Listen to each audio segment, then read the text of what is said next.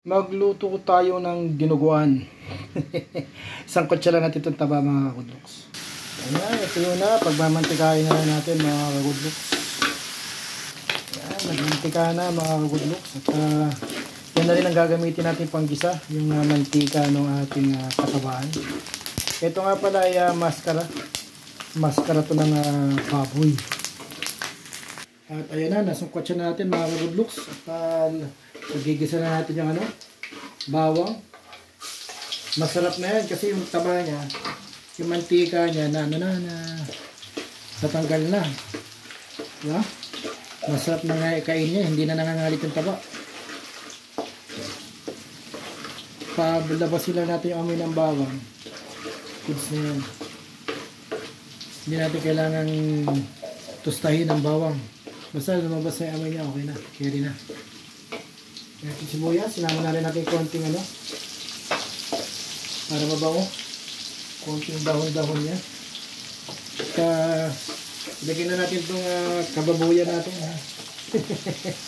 Ano nga pala ito yung maskara to. Pisngi to, pisngi. Kaya medyo mataba-taba.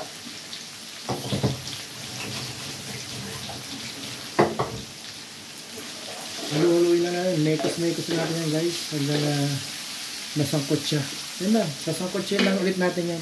Para matanggal yung lansa. Haluhuluin na natin yan. Hanggang magtutubig kasi. Hanggang matanggal yung water content niya. Matanggal man na yung lansa. Diba? Hanggang ihalo yung taba. Parang maluto na lang yan.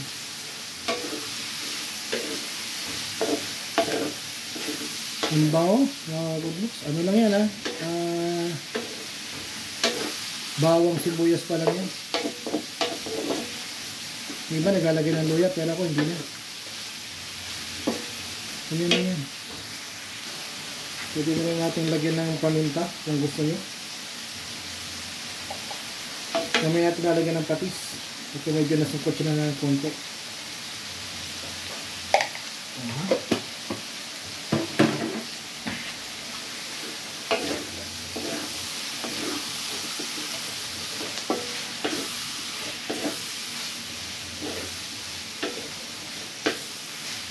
Ayan, pag natuyo-tuyo ng konti yan, pwede natin lagyan ng patis yan para maglasa na, manuot na sa lasa ng baboy yung lasa ng patis. Magkaroon na ng lasa pa. Ayan, lagyan na natin ng patis para maglasa na sa baboy. Ayan, hanggang matuyo. Wow, very generous.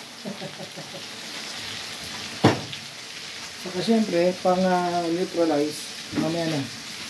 Yan na. Amoy patis na, bango.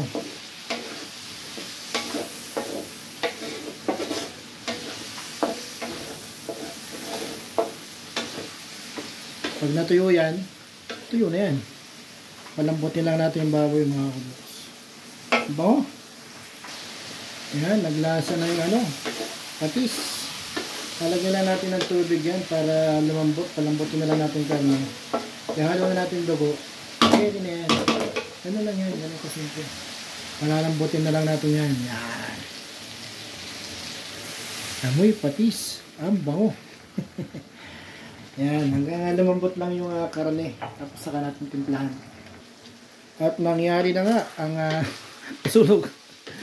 Nasunog, natuyuan. At malambot na yan. Titimplahan na natin siya ngayon. Ito, ano na yan eh. Meron na siyang tawag dito. Patis, lalagyan na natin siya ng sikreto ng mga gwapo. Asukal. Kasi hindi na nagbe-bechi. Yan ang pinaka-bechi natin mga good-looks. Yan. Kaya medyo malapot-lapot yan. Ano kasi yan? Maskara. Kaya masarap kainin. Malambot-lambot. Kaya lalagyan na natin yung ating, ay putik na tapon. Ay natapon. Kaduguan. Ayan. Ayan o. Ang dami natin dugo. Okay, sabaw. Yan. Sarap ang ating dinuguan. Yan. Pagdagan naman natin mamaya pagka medyo naluto ng konti yan. Messy. nilagyan na natin ng suka itong dugo natin. Kaya medyo maasim-asim na yan. Kaya natin nilagyan ng suka para hindi siya magbuo-buo. Yan, oh. Dami pa, oh. Yan. Tapos patuloy na lang natin. Diba? Nabusan tayo ng salsa mamaya. Gawa lang tayo. Okay na. Carry na yan. O, ha? Habang niluluto natin yan, ilagay na rin natin ito sili. Medyo galing ng freezer, kaya medyo nalanta nung nilabas natin ng freezer. Yan. Pagka medyo lamapot-lapot yan, luto na yan. Ganun lang yan. Tapos tikman lang natin kung sakto na yung lasa yan. Pag naluto na yung dugo, luto na yan. Ano?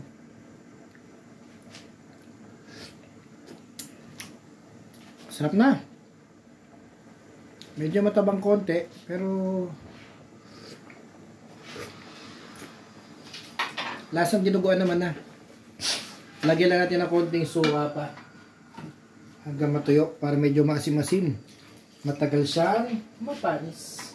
Ano na sikreto niyan? Kaya ang dinuguan parang ano yan, parang adobo. Matagal mapanis basta may suka sa tuyo.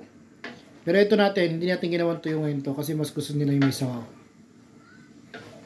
Tapos pwede mo rin siyang isarsa.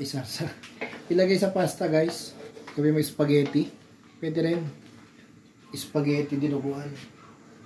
Ganyan lang. Luto na yan. Maasim-asim yan. Oh, sarap. Oh, sarap. Ayan, kumulo na nga. Ilagay na natin yung napitas nating dahon ng sili sa bakuran ng kapitbahay. Yan, oh. Yan, masarap dyan. Dahon ng sili na sariwa, bagong pitas, tanim ng kapitbahay. So, ayan na mga good looks at ready na yan. Kung gusto nyo lagyan ng siling labuyo, pwede rin, kaya lang may batang kakain kasi. Kaya pagka serving nyo sa inyong plato, sa inyong ulam, saka na lang kayo magpisat ng sili. Ano? Lagyan nyo ng konting patis at kalamansi at carry na yan. Buhay na naman ang ating tanghalian ngayon. Tikmi.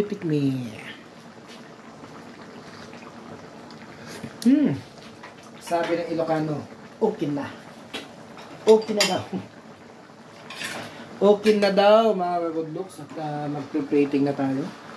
Siyempre, mag-plating na tayo. Ano pa ang gagawin natin dyan? Ayan, no? Ha? Hindi ka na mananawa, hindi ka na magsusuya sa taba niyan mga good looks kasi ano yan eh, tawag dito, yung taba niya, nasangkot siya nating mabuti. Ayaw malis yung daon ng sili. Yan.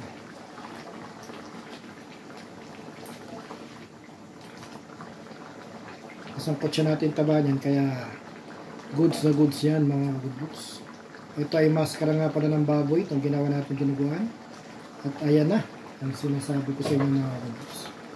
Nangyari na nga ang hula. At tikman natin ang masarap na dinardaraan ni Mokamo.